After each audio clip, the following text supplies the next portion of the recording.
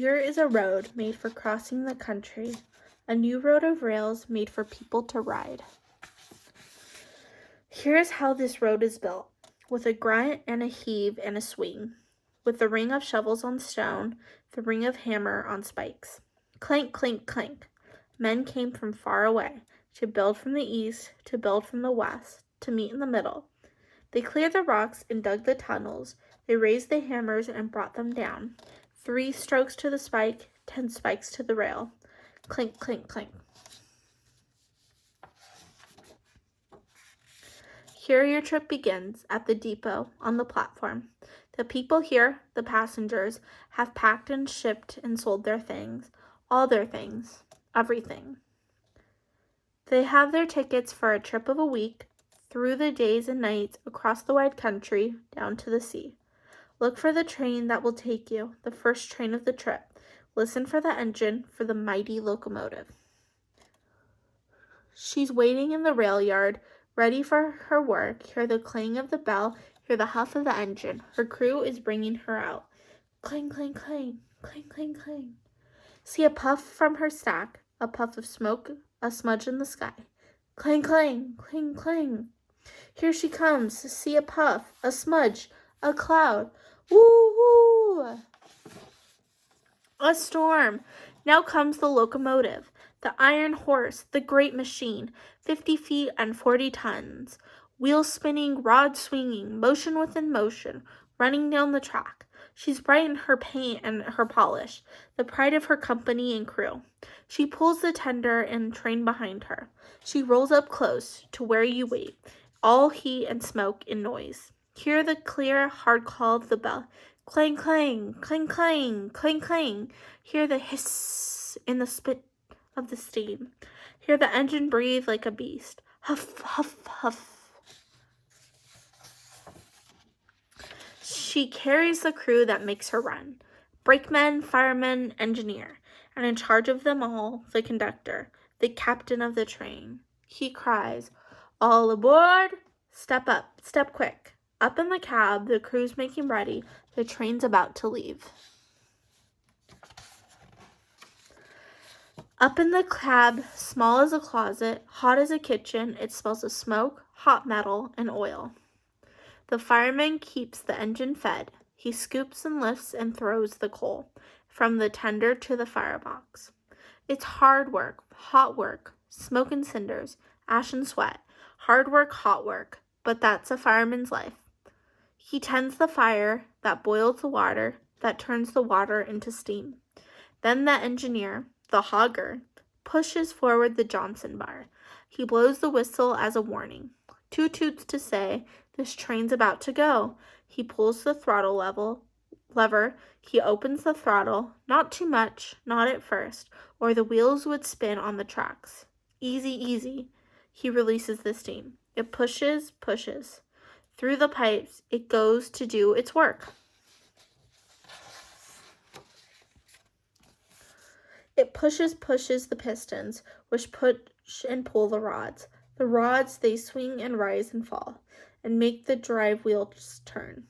The engine huffs and hisses, the engine bangs and clanks. Metal rolls on metal, and the locomotive moves. It gives the car a jerk and a tug. It pulls them out from the station. Now more steam, more steam. Faster, faster turn the wheels. Faster, faster breathes the engine. Huff, huff, huff. The train is on its way. Through the cars comes the conductor. "Tickets," he cries as he walks down the aisle. "Have them ready, or have a short trip." Out the window the city runs by. Homes and schools, then farms and fields. They rush out close, then fall away. The engineer feels the wind on his face, the fire by his feet. High up in the cab, he feels the engine shudder and sway. He feels it shake as he picks up speed. The sounds of the engine surround him, the rhythm of pistons pounding like hammers, the drivers drumming the rails, the smoke and the steam rushing up through the stack. Chug, chug, chug, chug, chug, chug. The engineer keeps his hand on the throttle, keeps his eyes on the line. He is the master of his machine. He knows her moods and tempers, where to set her bars and levers, when to slow down and when to speed up, when to run her wide open. Full steam ahead! Faster, faster turn the wheels. Faster, faster breathes the engine. The country runs by, the cottonwoods and river. Westward, westward runs the train, through the prairies to the great plains and on to the frontier. The hours and miles roll by. The country opens wide, empty as an ocean. Smell the switchgrass and the blue stem, hot beneath the sun.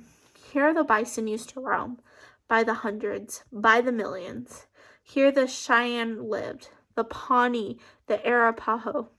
Here covered wagons used to crawl, foot by foot, mile by mile, heading into the west.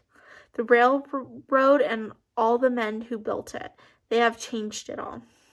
Now there are long steel rails running like rivers connecting coast to coast. Now the telegraph crosses the country. People and mail are traveling by rail. Words are traveling by wire. The world is speeding up. In the rattling, rocking cars, click-clack, click-clack, click-clack. There are neighbors to meet, games to play, songs to sing. And if you're bored, if you're hungry, there is the butch, a boy who walks down the aisles and sells books, maps, magazines, yesterday's paper, fruits and candies, soaps and towels, coffee, tea, sugar, hash, beans, bacon, and all the cigars you can smoke. Disaster on the Memphis line! Read all about it. There's a stove in the corner for winter trips to keep the passengers warm, and a convenience in the other. It's tricky sometimes to use it. When the train is rolling, running, lurching, leaning left and right, but do the best that you can. Don't wait for the train to stop. It's rude to use the toilet when the train is sitting at a station. There is no plumbing here. There is only a hole in the floor. As the engine pulls the train, it burns through coal, it boils through water, and soon it must stop for more. The engineer slows the engine. He blows the whistle to signal the crew. Down, brakes! The brakemen hear the call. They turn the wheels. They tighten the brakes. They tighten them car by car. The train stops at new cities and stops at new towns. Grand Island and Kearney and North Platte on. Cities and towns built up for the railroad, built to keep the engines running. At the water tower, the fireman pulls the spout. The fireman lets the water out. Splash! He fills the tank in the tender so that there will be water to pump the boiler when the engine needs it. And when the train is stopped, when it's time for dinner, find the railroad restaurant. Find the hash house. Quick! It's $1 for dinner and 20 minutes to eat it. Don't waste time. Today's menu: buffalo steak, antelope chops, chicken stew. If the chicken tastes like prairie dog, don't ask why. Then, when the crew and their engine have done a full day's work, fresh men and machines will take their place. Into the roundhouse the old engine goes. Out from the roundhouse, a new engine rolls. The new crew gets to work. The engineer pulls back on the Johnson bar to put the engine in reverse. He blows the whistle as a warning. 3 toots to say he's backing up. Now the switchman in the rail yard will attach the engine to the train. He'll step between the tender and the cars as the two are pushed together, and at the right moment, no sooner no later, he'll put the links and pins in place that'll hold the train together. Switchmen must be careful, and switchmen must be quick, for cars get bumped, they roll and jump sometimes when they shouldn't. And here's what they say about switchmen. You can tell that one's new to the job if he still has all his fingers. Now the tender rolls close. In goes the link. Clink! Drops down the pin. Clink! The switchman steps away. The train is ready to roll again. Full steam ahead again, westward, westward. Through the night the engines run. Those up late hear her whistle, her wild and lonesome cry. It echoes on far hills and homes. It sounds in distant dreams. Woo, woo, woo! In the cars, it's time to sleep, or at least it's time to try. In better cars, there are better beds. Porters pull them from the ceilings. They make them from the seats. In your car, for a bed, you use your bench. Get as comfortable as you can. Ask your neighbors nicely. Would you move your elbow? Will you move your foot? Could you please stop snoring? In the dark, the country is changing. The plains rise like a ramp to the foot of the Rockies. By morning, the country is steep, hard working for one locomotive. At the Cheyenne station, the train gets 2 engines. Now the train is a double-header. Up, up, the 2 engines climb, up among the mountains.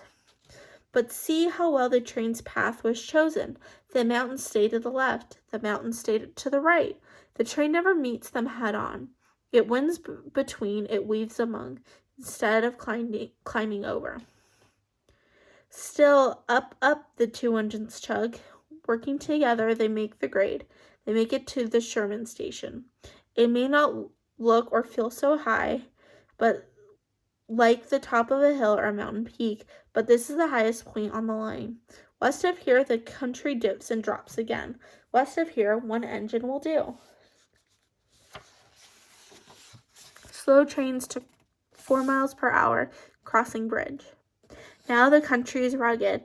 Now the train travels trestle. Slowly, slowly the engineer drives. The train is so heavy, the bridge is so narrow, and rickety, rickety, rickety. The fireman and the engineer don't let the train get off track. This wreck here is not our engine. They watch the signals and switches. They know how to slow down for curves. They watch the gauge that shows the pressure. If there's too much pressure, they blow off some steam. They watch the valves on the back head. Those show how much water is left in the boiler. If too much water boiled away, the level dropped too low, the firebox would melt, would buckle, would blow. The locomotive would explode. Kaboom! So when the valves show the water dropping, the engineer pulls a handle. He pumps in water from the tender. He keeps his engine safe. Wouldn't you? Westward, westward rolls the train. Down into canyons, again into night, rolls among sage and below strange stones, till every mile brings some new wonder. See them in moon's pale light, castles, pulpits, witches, slides, and see a sign that hangs from a branch. 1,000-mile tree, it reads. 1,000 miles? That's how far your train has traveled since the trip began. Still westward, westward rolls the train, rolling below the stars. Above the Great Salt Lake, north of Salt Lake City, the city of saints that the Mormons have made, they reach Promontory Summit. This is the high and lonesome place where the new road of rails was finished. This is where its 2 halves met, one from the east, one from the west. Here they were joined with a golden spike. A spike made of gold, but don't look for it now. The gold was hammered in. The gold was taken out, taken somewhere, replaced right away with a spike made of iron. It took 2 companies to build this new road, and it takes 2 companies to run it. Now you'll change from one to the next. The Union Pacific has gotten you this far. The Central Pacific will finish the job. Look for the train with the yellow cars. Don't take time to see the town. This place is rough. This place is rowdy. Don't wander off. All aboard! All aboard! Here in the West, there's more wood than coal. So wood is what this new engine burns. The fireman lifts it from the tender. He throws it into the firebox. He keeps the water boiling.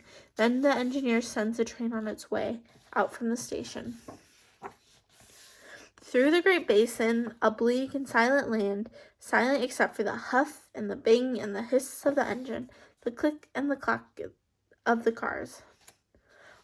On the train rolls, down through the desert, the home of the Paiute and Shoshone. It's a land of dust and bitter rivers that never reach the sea. They sink away, they vanish. Think of those who came before, who crossed and covered wagons, traveling by foot under the beating sun. No water worth drinking for mile after mile. Then at last, relief! You reach the Truckee Valley, the shadows of the tree, the touch of the cool air, the smell of woods and fresh rivers. Now there's one last set of mountains to cross, the mighty Sierra Nevada. They rise like a wall on the edge of the basin. There's no way to wind around them. The train must climb. It takes a second engine again to pull the train up into the mountains. Up, the engine climbs. If the rails are slick, the wheels won't catch. The engineers can pull a handle to drop some sand down the tube onto the tracks. The wheels hit the grit, the traction does the trick. Up, up through the spruce and pines, past the mills and mines. Through shadowy sheds, long and dark. In winter, they keep the snow from blocking the tracks, but all year round, they block the view. Up, up, over stone, and under through the mountain summit, where granite was drilled and blasted. Here black powder and nitroglycerin boomed. Now in the dark, the engine echo. Chug, chug, chug, chug, chug, chug. Then out the other side. Now the climbing is done. The train changes engines at Summit Station. Again, one engine will do. It's all downgrade from here. Around the curve they call Cape Horn. Down the train rolls, high above the tumbling river, but lower, lower every minute. It rattles and speeds, it dips and drops. The brakemen stand at the ready. The engineers send some steam in reverse, just to keep the train from going too fast. Down, down, past the orchards and towns. Down towards city, down to stop at the depot, to stop and be still at the end of the line. Now your days on the train are done. You are tired and dusty. The smell of smoke is stuck in your clothes. But now you are here where you needed to go, here where you needed to be. Here with the people you've waited and wanted and needed to see. Now the country's far corners have been pulled together thanks to the men who tend the engines, who mind the trains and their passengers. Thanks to the locomotive. Thanks to the locomotive, you crossed the wide plains and deserts. You found new cities, new towns beyond mountains. On the Pacific, by that new sea, you have found a new place to call home. The end.